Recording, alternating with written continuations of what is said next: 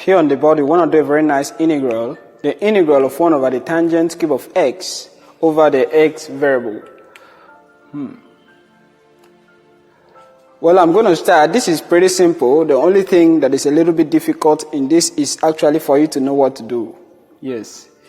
That is how most integrals are. They are simple steps, but how to know the right step to apply on it. Here, I'm not going to be doing something too much. I'm just going to be using trig identities to try to reduce this to a certain state. Okay, so I'm going to start by noting that 1 over tangent cube is the same thing as the cotangent, okay, cube. That is going to be cosine over sine instead of sine over cosine. So that is, since this is a cube, I'm just going to put it down, cosine of cube x divided by sine of cube x, and I put this down, the dx like that, alright? So that is just a trigonometric identity of 1 over tangent cube of x. Okay, so from here again, I'm going to go ahead and rewrite the numerator in this way. I'm going to write it as cosine of square x times cosine of x, and the denominator, I still keep it as sine of cube x, and I put down the dx like this, alright? Okay, now I know that cosine of square x is the same thing as 1 minus sine square x, 1 minus sine square x, right? So I'm just going to put that down in place of cosine square x, and I multiply with cosine of x, and the denominator still remains sine of cube x, and I'll put out the integral sign, and I'll still continue with my dx like that, alright? Okay, so let me move over to this part of the board. So from there we can just talk about a splitting, okay? So I'm going to multiply cosine x throughout in the brackets on the numerator, so we're going to enter with cosine of x minus sine square x times cosine of x divided by sine of cube x at the bottom, and we just put down the dx like that, alright? Oh, that is not showing.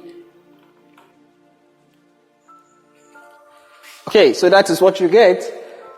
And from here, we just have to split the fractions because I want to split the integrals as well. And by doing that, this is cosine x, alright? Okay, so we're just going to have the integral of cosine of x divided by sine of 3x, okay? Now put that in dx like this, sine of cube x, sorry. So since this is subtraction, we can actually do that, alright? I have integral of, so I'm just splitting the integrals at once. We're going to have sine of square x times cosine of x divided by sine of cube x and dx again. Okay, this is pretty simple to deal with, even this one. So the both cases are now very simple. So with just trigonometric identities, we are able to reduce this up to this form without doing something very big. Okay, well, if I start with a u substitution and I say let u be equal to sine of x in the denominator, just sine x, alright?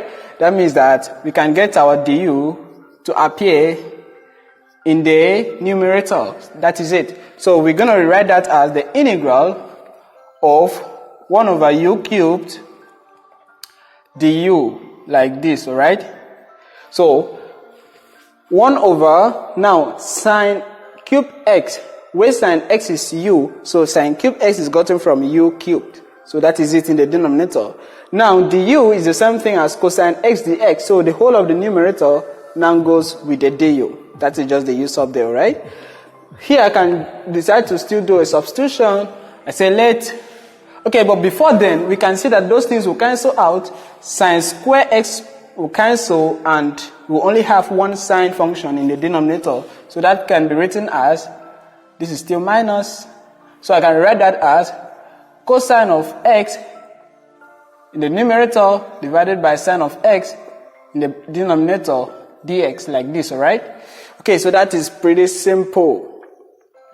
Now, we just have it that integral of cosine of x divided by sine of x dx. So here, if we know that the derivative of the bottom is going to give us the top, so we can just take the natural logarithm of the bottom. That is in fact, let me show you guys all the steps. Okay, so here I'm done. Okay, just have to integrate this one. Now here I can say let w be equal to sine of x.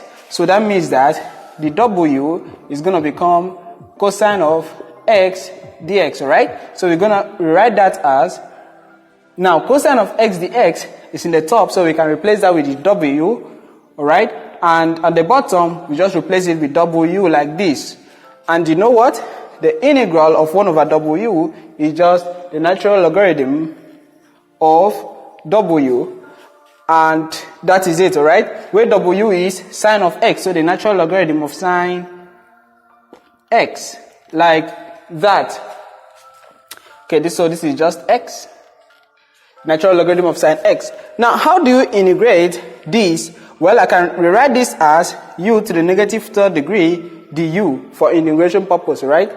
And from here, we just have to, since this is a power function, a polynomial term, okay, we just have to, sorry, it's not a polynomial term, but the power here is not -1. So we can use the power rule here by just adding 1 on the power and dividing by the new power, alright?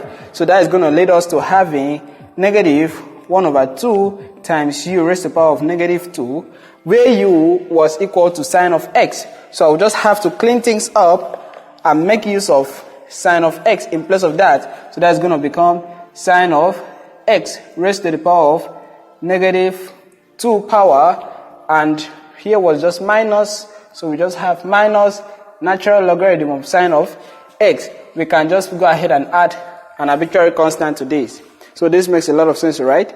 Well, I can also rewrite the solution as -1 over 2 times 1 over sine of square x minus the natural logarithm of sine of x plus c. So again, 1 over sine of square x can be written as cosecant square x. So this is going to be -1 over 2 cosecant square x minus the natural logarithm of sine of x, and we just add an arbitrary constant to that. Well, any of this is a nice place to stop, alright? Okay, so that makes a lot of sense, and that ends the video. So that is where you can stop. You can even stop here and so on. Okay, thanks for watching, and please subscribe to this channel.